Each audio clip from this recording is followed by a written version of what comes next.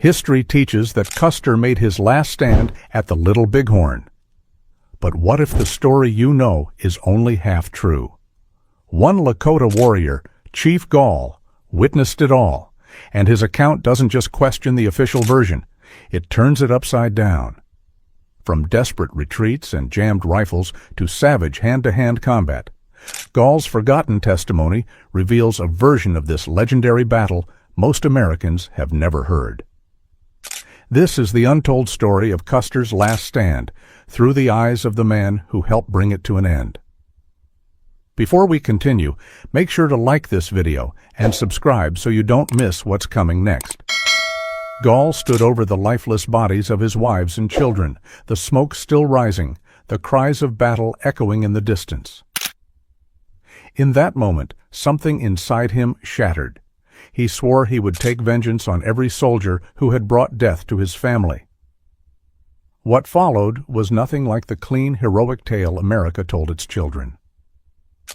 The real story of Custer's last stand began with a father's grief and ended in one of the most brutal, misunderstood battles in U.S. history. When Lieutenant Colonel George Armstrong Custer rode into the valley of the Little Bighorn, Chief Gall and his people had only hours to prepare. At 36, Gall was already a legend among the Hunkpapa Sioux, a man whose bravery and battle cunning had earned him scars, songs, and an unshakable place among his people's greatest warriors. His strength, wisdom, and loyalty were so admired that Chief Sitting Bull himself had adopted him as a brother. Together, they stood as protectors of their nation's freedom, brothers in spirit against an empire that seemed determined to erase them. By late June 1876, word spread through the camp like wildfire. The soldiers were coming. Custer and the 7th Cavalry were on the move. For Gall, it wasn't just another battle. It was destiny closing in. That morning, Sioux scouts found abandoned ration boxes just miles from the camp, a clear sign the enemy was near. When the soldiers spotted them and gave chase, Custer realized his cover was blown. If the Sioux were alerted, they would scatter. He had only one choice: strike fast and strike hard. The Sioux scouts raced back to warn the village. Sitting Bull summoned his council of chiefs, among them Gall and Crazy Horse, to plan their defense. From the distant hills, American scouts watched movement in the sprawling village below, unaware they were being watched in return. Soon the Sioux learned that Custer had divided his command into 3 columns, a fatal mistake that would seal his fate. Custer himself led 5 companies north, hoping to descend on the village from above. Major Marcus Reno took 3 companies to strike from the south. Captain Frederick Benteen moved west with another 3, meant to close off any escape route. It was meant to be a perfect trap. Instead, it became a massacre. Inside the camp, confusion turned to chaos. The safest choice, some argued, was to flee before the cavalry could reach them. But before they could act, Reno's men came thundering across the river, crashing straight into the southern edge of the camp. Sitting Bull and I were at the very point where Reno attacked, Gall later recalled. His own lodges were in the path of the oncoming charge. Gunfire erupted, ripping through the lodges. Bullets tore through the air. Women screamed. Children ran. Warriors scrambled to seize their horses. Gall rushed through the pandemonium, desperate to find his family, his 2 wives, his 3 children. What he found instead broke him. They lay among the dust and torn hides of the camp, killed either by stray bullets or the soldiers' deliberate fire. They were killed there by the pale-faced warriors, Gall said later. It made my heart bad. Among the Sioux, that phrase, "my heart was bad," meant more than sorrow. It meant rage. It meant vengeance. It meant the kind of fury that makes a man forget fear and abandon mercy. From that moment forward, Gall was no longer fighting for his people. He was fighting for his dead. After that, he said, I killed all my enemies with the hatchet. It was both a statement of fact and a metaphor. He cast aside the rifle and fought hand to hand, the way of a warrior whose soul burned for justice. As Reno's men dismounted and advanced on foot, Gall rallied warriors to strike back. Though Sitting Bull's name would forever be tied to the battle, He did not fight that day. Instead, he performed sacred rites, making medicine, calling upon the spirits for strength. The real leadership on the battlefield fell to Gall and Crazy Horse, two men whose fury turned the tide of battle. Their counterattack came swift and hard. Warriors poured out of the timber surrounding Reno's companies. Bullets tore through the cavalry ranks as the Sioux charged again and again. Outnumbered and outflanked, Reno's men began to break. Then fate delivered a gruesome twist. Among Reno's soldiers was Bloody Knife, a half-Hunkpapa, half-Arikara scout who had once lived among Gall's people. Gall had always despised him, calling him a traitor. Bloody Knife's hatred ran just as deep. Gall had killed several of his brothers and even his son in earlier conflicts.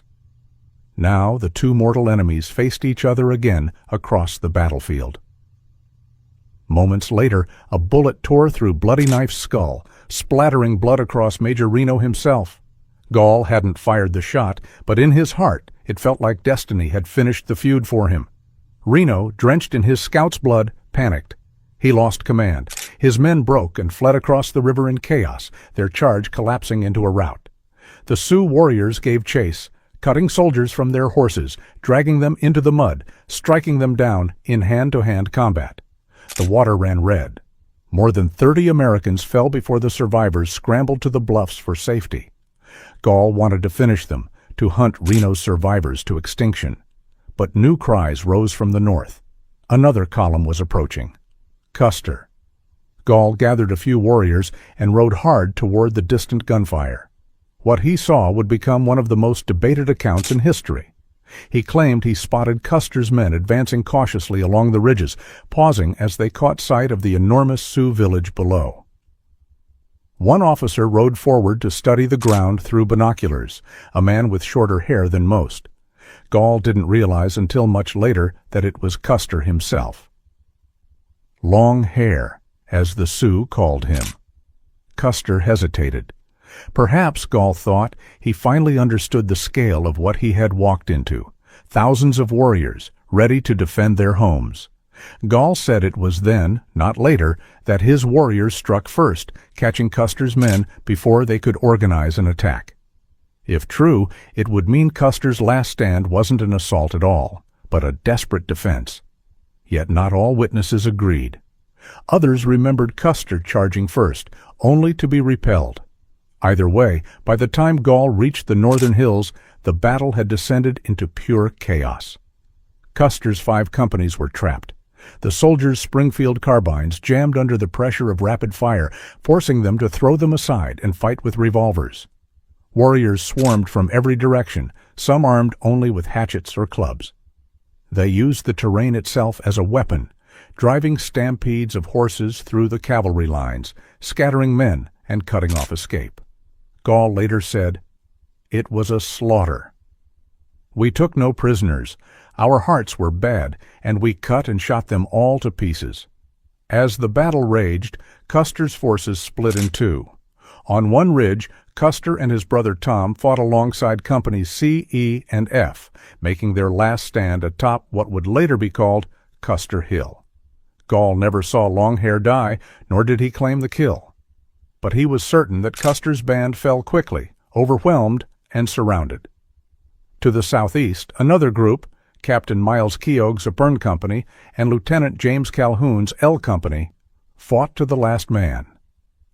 Gall remembered how they stood firm, step by step, retreating uphill, firing until they had no ammunition left. Keogh fell from his horse, Calhoun's men piled together, refusing to run.